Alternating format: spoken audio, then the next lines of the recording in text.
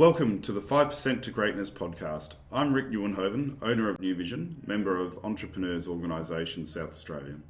The views of the hosts and the guests are of a personal nature and do not represent any organisation. Enjoy today's show.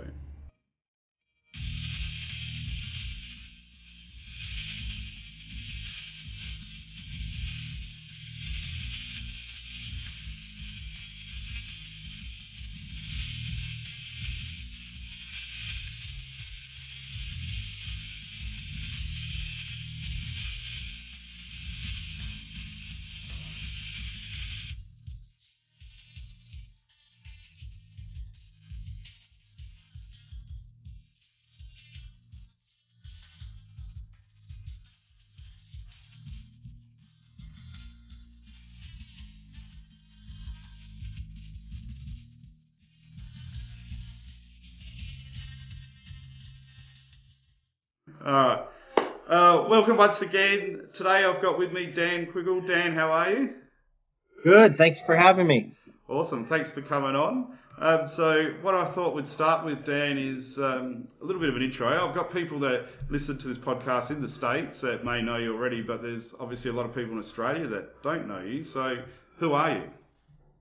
Yeah, so I'm a business owner. I'm a individual who loves the free market, loves entrepreneurship, and I had this incredible opportunity of a lifetime to work in President Reagan's post-presidential office and really get to see what leadership looks like up front and personal and really behind the scenes when no one's watching. And so my entire life I had this opportunity not only to build businesses, but then also to speak around the country and around the world on leadership and emotional intelligence.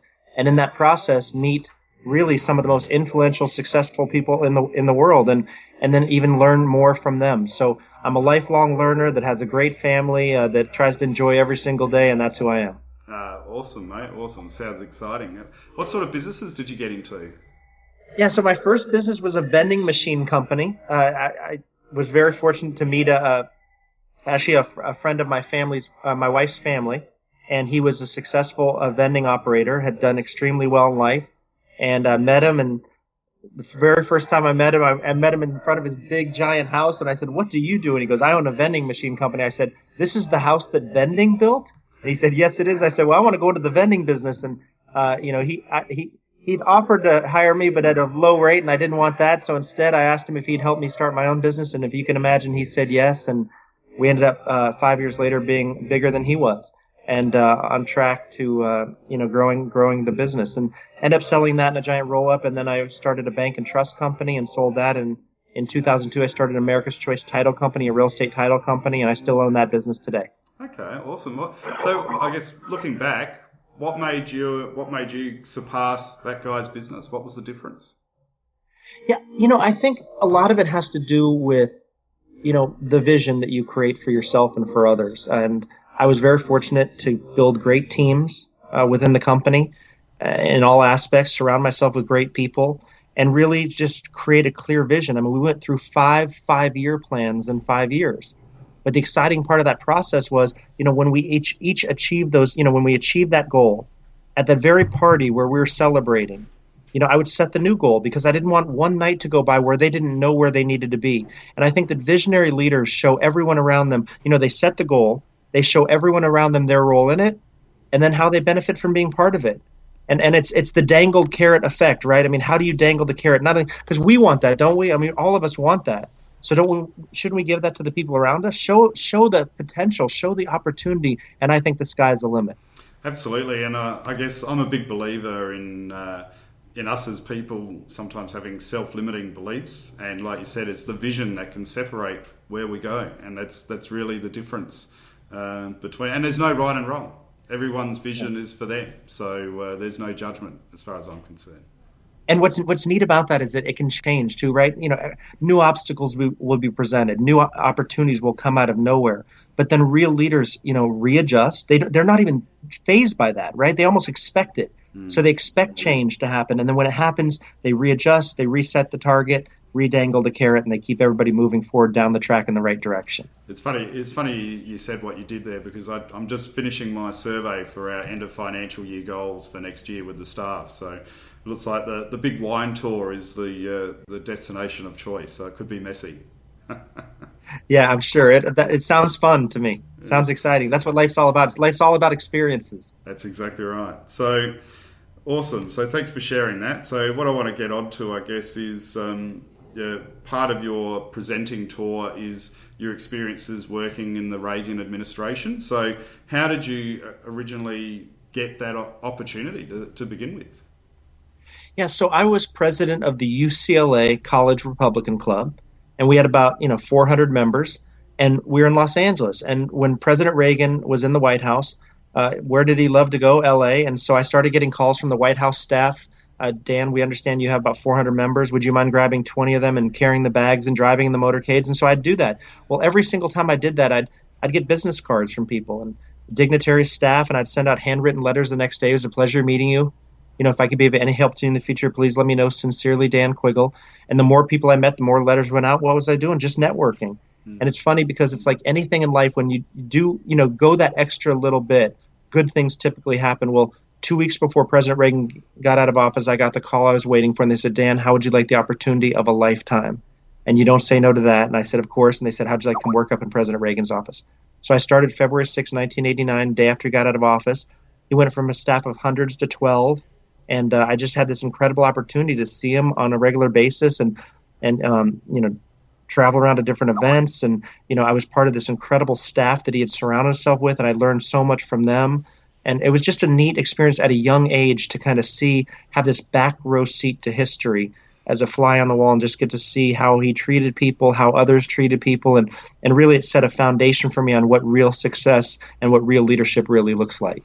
So was it almost a little bit surreal for you in the beginning? Oh, of course. I mean, the very first day, February 6th, that was his birthday. So, I have pictures from that day, and I was smiling so hard. I was cramping in my cheeks. I couldn't even believe that I'm sitting here with 10 other people singing Happy Birthday, Mr. President, and he was standing right there. And, I think the part that I loved about that the most was that there's a great saying that said, if you ever have a hero, don't ever meet them, because typically you're let down. And instead, here I had put this guy on a pedestal, and then I got to get to know him. And the pedestal, instead of going down, went higher and higher and higher. He was better in person than I'd ever dreamed of. The way he treated people with integrity and loyalty and humility and, this attitude of gratitude. And he made things fun. There's so many different leadership lessons that I learned from him that you don't lead by beating people down and building yourself up. You lead by inspiring and motivating and appreciating those around you. And that's what he did on a regular basis. So what if he had a staff member that was underperforming? How did he handle that, seeing he was such a positive and inspiring person? Yeah, well, certainly there was a chief of staff who would handle that, who would take care of business, and he surrounded himself with the right people. But I would say you didn't have that a lot. And it came down to this. You got to understand that I think when you get to that level, and I'll take myself out of that what I'm talking about, but there were just quality people surrounding him. And the neat part about that is that they loved him, they believed in him, and it was because of the way he treated people, it was because of the loyalty he gave to others that he was receiving that in return. And so he expected you to do the best. There was a time when I had to write a happy birthday letter to a dignitary, and I wrote it, and I'll never forget. He said, "Don't you think there's a better way we could say that?" And I was like, absolutely. And I remember it was the first time, and I went back and I analyzed 50 different other letters, and I came back with this one. He goes, "Oh, I love that," and he signed it. We sent it off. But again, it was always, it's kind of like the coach that says, instead of saying you're doing that wrong, you're doing this wrong. The coach, I love the coaches that say, I like the way you did that. I need a little bit more of that. I love the way your hand was on the ball. Always building people up around him. And for me at a young age to see that that's what real leadership looks like really impacted my life and the way that I lead within my company, within my family, within my community. Awesome. And you speak passionately about it, that it's inspiring as well. So is that what inspired you the most out of Reagan? Was there anything else that you found inspiring? I guess for me, I'm 43 in Australia, and so I only saw a snippet of the Reagan history, and I guess so from here afar there was always that he was an actor, he was sort of like a token president, so to speak, more than a real president. Obviously I'd imagine that's not a real reflection of who he was and what sort of person he was. Yeah, so I guess, that's why I love the Reagan Library. I think when you get to know the people who knew him the best, you'll see that that was so far from the truth. There's one box. It's a glass box that sits in the Reagan Library, and has hundreds and hundreds of little index cards. And on those index cards, when the president would travel, when he would be in an event, when there was a speaker, when he'd be in a meeting, if he heard a quote or a poem or something that he liked, he'd write it down. But he also wrote down in his own writing if there was a comment made against him or against his principles or something he believed in, he'd write that down. But then underneath, he'd write down his response to it. So this was a deep thinker. And when you read the Reagan Letters book, all in his writing, I mean, he would talk in depth about issues, from environment to abortion to gun control, and this was all in his writing. These were not talking points somebody was handing to him. So yes, he was a great communicator. Yes, he was, good at relating to people, but he had the right message because he believed in the principles that he was saying. And isn't that what we want from all of our leaders? I mean, you're not going to agree with everyone on every issue, but at least stand for something. Believe in it, fight in it. And it's the same thing in business, right? Don't we want somebody who's willing to go to bat for us, that has our back, that believes in what we're doing, that believes in the product that we're selling, that believes in the corporate, culture that we're creating? I mean, that's what people want. And that's, I think, what families need. I think that's what businesses need. I think that's what leaders of companies and countries and states, that they want somebody who believes in what they're doing, that's passionate about it. And yes, will we all make mistakes? Of course, but do we learn from them? Do we move forward? I think that's the differentiator between mediocre and exceptional leadership. So with his character as a leader and being such a strong leader, did you ever remember a moment where you thought that was actually being challenged and he had to reflect on it? Yeah, I think that Reagan was a people pleaser. So I think he really wanted everyone to like him and to believe in what he was doing. But that was a good thing because that made him, I would say, an inclusive leader, not an exclusive leader. See, today in politics and in American politics, there's a lot of divisiveness. I think that we have some leadership now that divides by class, divides by race, divides by, and that was not Reagan. I mean, Reagan, you could disagree with the guy on 10 things. He'd find an 11th and say, let's talk about it. Today in politics, if we agree on 10 things and disagree on the 11th, I hate you and don't want to talk to you. And that's just not leadership. And don't get me wrong. Don't misquote me here, because I'm not saying sacrifice your principles. What I'm saying is put the burden on the leader to then market the message, articulate the message, and build coalitions to support the message. And that's what Reagan did. That's why he had, Democrats for Reagan. I mean, those were real groups that existed. He was able to win over a lot of people that normally wouldn't vote for a Republican. And he didn't sacrifice his principles to do that. He found middle ground and brought them to his side to say, hey, don't make the perfect the enemy of the good. I may not be perfect to you, but I'm good and I'm moving America in the right direction. And that was his attitude. That's awesome. I don't think there'd be many people these days that would be able to get everyone to agree with something they're saying. Yeah, I think it's completely impossible. Yeah.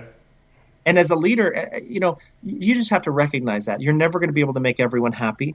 But then be able to look yourself in the mirror and your family in the face and make the best decision that you can possibly make, and then believe in it. I was going to say a bad joke and say I heard Donald Trump's really rallying everyone together, but I don't know if that's actually true. Yeah.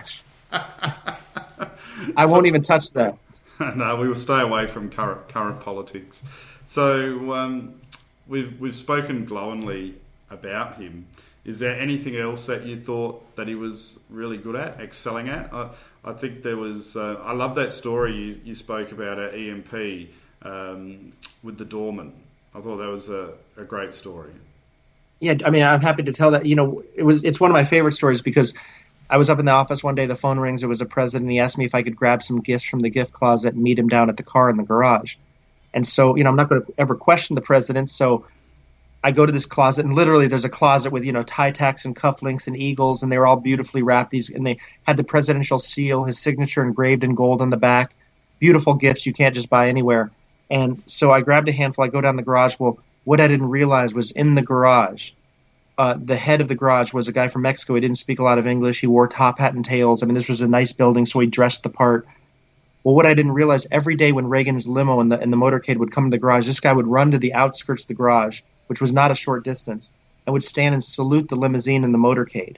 And as the limo and the motorcade would circle through the garage to get the president as close to the door as possible for security reasons, he would run back all that distance in, top hat, tails, dress shoes, had bought his own American flag and would stand and hold the door open for the president and hold the American flag. Well, classic leadership. I meet the president in the car, and classic leadership. He recognizes this guy's going above and beyond, isn't he? I mean, it's not his job description. So I meet him in the car. He's like a little kid. He's like, over here, and I'm handing him the gifts. I'm wondering what we're doing. And you have to picture the scene. There's 3 Secret Service agents, myself, and the president. We're walking toward the door, and he stops at this guy, and the guy just starts shaking. The flag's shaking. The door is shaking. He's so nervous. And President Reagan looks at him, and he goes, every day I come through this door, and every day you make me so proud to be an American. The way you stand there with that flag, the pride you take in your job, he said, I know it's not much, but I want to give you a few tokens of my appreciation for what you do every day, which is make my day. And he goes to hand him the gifts. Well, the funniest part of that story is, he's trying to hold the flag. He's trying to hold the door. This guy, they hold the, get the gift, shake hands. He can't do it all. So one Secret Service agent jumped in to grab the flag. The other one jumped in to grab the door. And I'm standing there, going, I love you so much, man. You are such a great guy. Because, it was such a neat thing to see because, and hopefully you can appreciate this, there were no cameras. This was not a publicity stunt. There was no media there. This was who he was when people weren't watching. And again, I mean, I just can't say this enough times. Imagine me again getting to see that this is what leadership looks like, and I saw it all the time. The way he, after events, he'd go in and high five the cooks in the kitchen and shake hands with all the servers, apologize for keeping them away from their families so late that night. He'd call sick kids from the office. I mean, he was the real deal. And to see that up close and in person, and to see how genuine and authentic it was, really impacted my life and the way that I want to lead and the legacy that I want to leave. I think it's also a bit of humility, isn't it? Not taking your position or self so seriously, and also being able to recognise others, what they're doing for you. Yeah, and he did that all the time, constantly deflecting. So, if they said, you're such a great communicator, he'd say, well, look, I'm just fortunate to communicate great things. And they'd say, well, you did such a great job there. And he'd turn and say, well, look at the staff that I have. Always deflecting. And you're right, that humility really matters, because if anyone can take themselves too seriously, it's a former leader of the free world. I mean, from that perspective, right? I mean, being president of the United States is a pretty big position from the perspective of 300 plus million people. You're number one. Republican, Democrat, doesn't matter. And yet, we carry chairs out of his office. And one day, Peggy, his personal assistant, was carrying a chair behind me, and she turns around and, who is carrying the chair behind her is the president. And she goes, Mr. President, we've got that. And he goes, what makes you think you can carry a chair better than I can? And she's like, all right, then let's go. Right? I mean, there was nothing above or beneath him. And I appreciated that. Yeah, sometimes as business owners or business leaders, we can sort of get caught up in the ego, and we can forget about that little aspect, which is really good. And I know that's something that I try to focus on in my company. We've got 12 staff, but I always try to remember that I'm just as equal as what they are, and if I can stay on that level, well then I can really empathise with people and what they're going through. Yeah, no, definitely. So, I guess from your takeaways from all that experience, I guess what can we do as leaders to be better leaders in business? Yeah, well, I think that it starts with really kind of a self-assessment of, how do you treat people? When I speak, I'm very fortunate to get to speak to large numbers of CEOs. I talk about self-awareness and social awareness and relationship management and self-management. And I go through this whole self-assessment of, do you have CEO disease? Do you take yourself too seriously? Are you willing to get feedback from others? Do you show empathy, situational awareness? I talk about everything from appropriate manners and conversations, responses to even, I'll even say to CEOs, I'll say, I think it's unacceptable to curse in your personal or professional life. I said, it doesn't make you look smart, doesn't make you look strong, it makes you look weak and unsure of yourself. And I'll have a lot of CEOs that'll really kind of take that to heart, because, then I guess your kids look at that and say, well, I'm going to do that to your grandkids because that's what the real leadership looks like. Or I'm going to do that to your employees when you're not around because you're the boss and that's what real leadership looks like. So I think that the takeaway is they're always watching.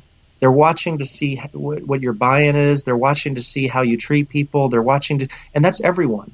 And then the other thing that I talk about that I think really hits home for me whenever I say it, and then with others, is I talk about, this work-life balance and how unfair that is, because there really is not work-life balance. I mean, by the time you get done working, and by the time you get done sleeping, I'll say to groups, I'll say, how many of you have little kids? And they'll raise their hand. I'll say, how old are they? And they'll say 6 and 4. And I'll say, what time do you get home from work? And they'll say, 8 o'clock, or they'll say 7 o'clock. And I'll say, what time do the kids go to bed? And they'll say 8:30.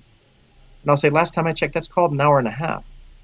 And yet still some of you will come home tonight and say, put the game on, or I'm going to my man cave, or I need some alone time, or I got to get on a conference call. And I'm like, the family's been waiting. They've been waiting all day for you. And now you're disappearing. And I said, that's unacceptable. And, if my family has an hour and a half, I want to give them the best hour and a half they've ever had. And we should challenge ourselves to be that kind of person so instead of work-life balance, I really work for work-life presence, to be where I am and be there fully. And am I perfect? Heck no. Ask my family, but at least I'm trying. At least it's on my radar screen. And so I challenge people to be present where they are and to give 100% where they are. And then the other thing that I say is that, and I ask them this question, you should see the response. I say, I'm going to ask you a question. It's going to sting a little bit, but I'm going to do it anyway. And I want you to answer externally, internally. And I say, who gets the worst of us? The absolute worst of us. And they'll all lean back in their chair and they all just go, my spouse, my kids. And I'll say, that's unacceptable. We chose these people. We created these people. Yet we wouldn't treat our best client that way ever, would we? We wouldn't even treat a brand new mediocre client we just met this morning like that. And so our family shouldn't be like that. And do you know that 2 weeks ago, after speaking in Michigan, I got a letter from a woman. And you know what the letter said? I don't know who you are or what you said in that meeting, but on behalf of my family, thank you. For the first time in 20 years, my husband has been home early, engaged with me, engaged with the kids, and he said he didn't know where he went wrong in life, but that you showed him the light. I mean, how awesome is that, right? Because here's the thing. We have one shot at life. When we're present, when we're giving the ones we care about our best, when we're engaged, when we're creating the vision, when we're empowering others, when we're appreciating others, when all these things come together, great things start to happen in our lives. And that's the potential. That's where greatness starts to occur. And so I think those are the things that I would talk about first and foremost, getting our own house in order, making sure that we are who we say we're going to be. We're at the table because we're a leader. Now lead, and be the best leader you dreamed you could ever be. All right, I'm ready to run through a wall now. So I appreciate it. So am I. Let's do it together. Yeah, let's play a game of gridiron or something, eh? Let's go. Yeah, no, that's great. Oh, geez, that would have brought a tear to your eye reading that letter. That would have been amazing. No, listen, it is. And, I hear that a lot lately because, I'll have major CEOs that'll come up to me afterwards. And you know what they'll say? They'll say, I'm held in my family. And that's going to change today. And I think it's just because we lose sight of really what's important to us. The other question that I asked too that I think is really interesting, and it messes with my mind every single time I do it. But I'm like, how will your children describe you to their children? What was grandpa like? What was grandma like?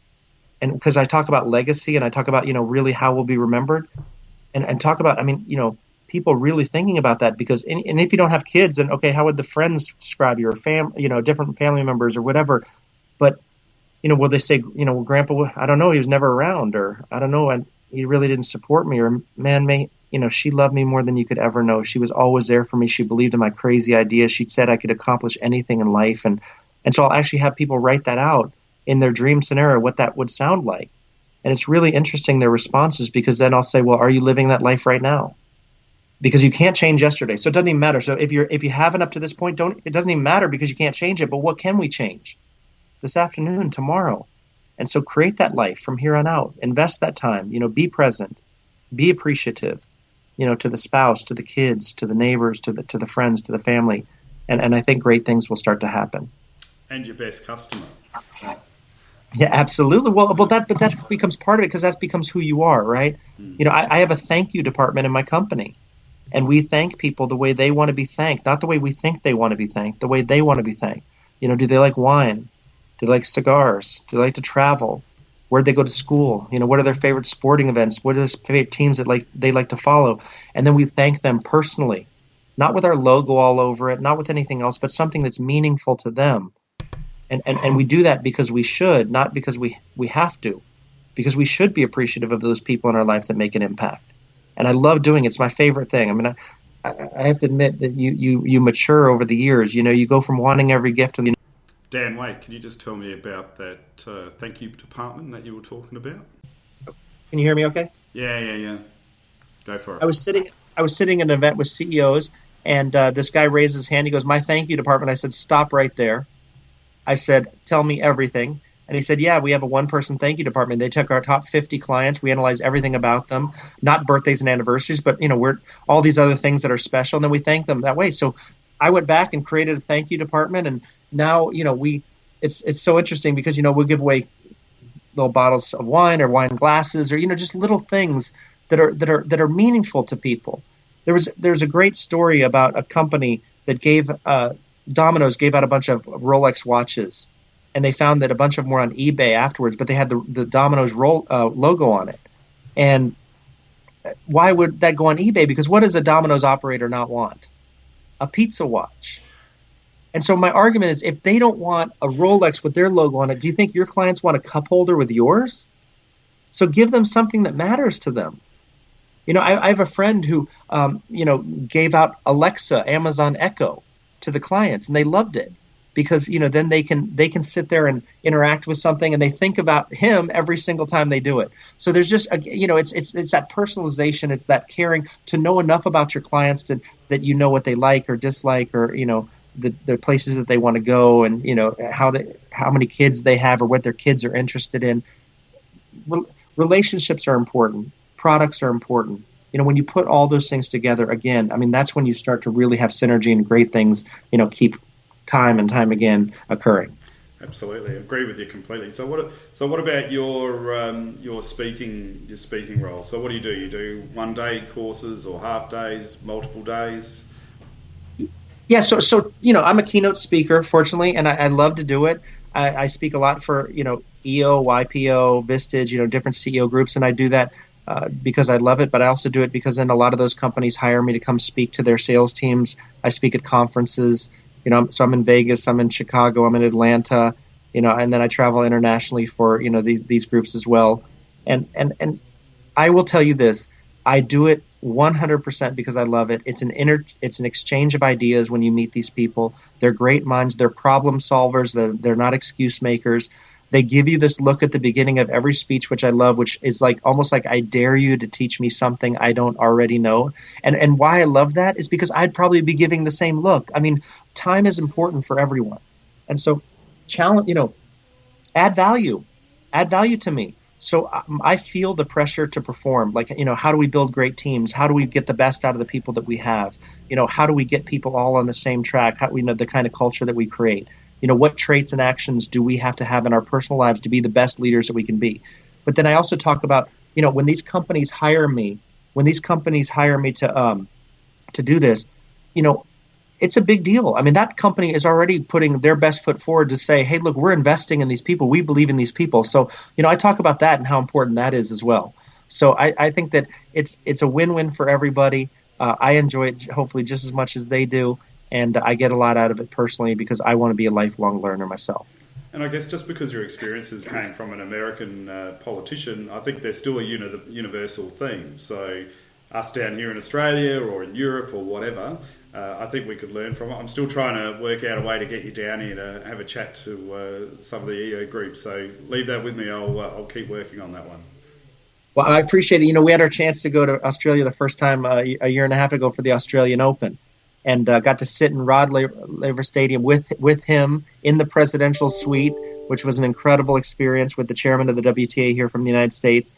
And what a beautiful country. We were in Sydney and Melbourne and just really, really enjoyed it, my wife and I. So you're very fortunate. And the people down there are just extremely nice and really loved it. So awesome. We'll get you back. Can't say enough good things. Look, Dan, I won't take too much more of your time. I just want to say thanks for coming on, and I'll put it all together and then I'll send it through to you. That sounds great. Hey, thank you very much for having me, and great to see you again, okay? Pleasure. We'll speak soon. Take care. Thank you. Bye. So that was Dan Quiggle. I thought that was an awesome interview by Dan, and thanks for Dan providing his time to give us some information on leadership. And as you would have gathered from the interview, I found him very inspiring. So I thought I would leave us with this episode with a song. I thought I'd try something new. So I thought a good song to inspire us by, and I find very motivational to follow on from Dan's theme, is Green Day, Time of Your Life. So I hope you enjoy it and look forward to doing another interview with many more people very, very soon and sharing them with you all.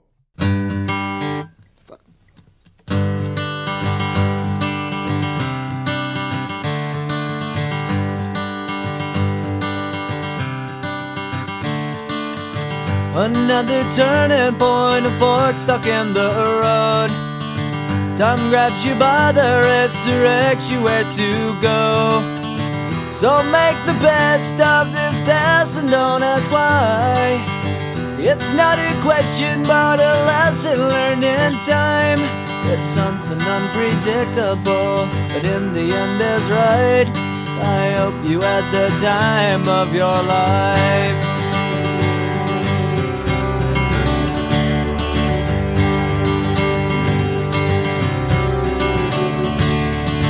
So take the photographs and still frames in your mind, hanging on a shelf in good health and good time. Tattoos and memories and dead skin on trial. For what it's worth, it was worth all the while. It's something unpredictable, but in the end is right. I hope you had the time of your life.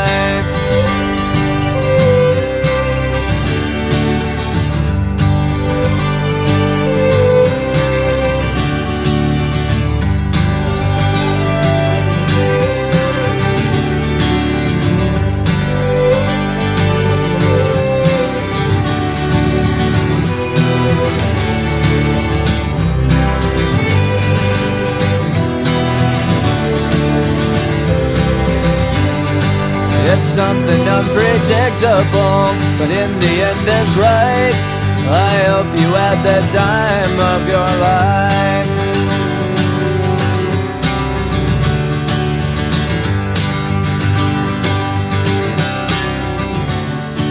It's something unpredictable, but in the end is right. I hope you had the time of your life.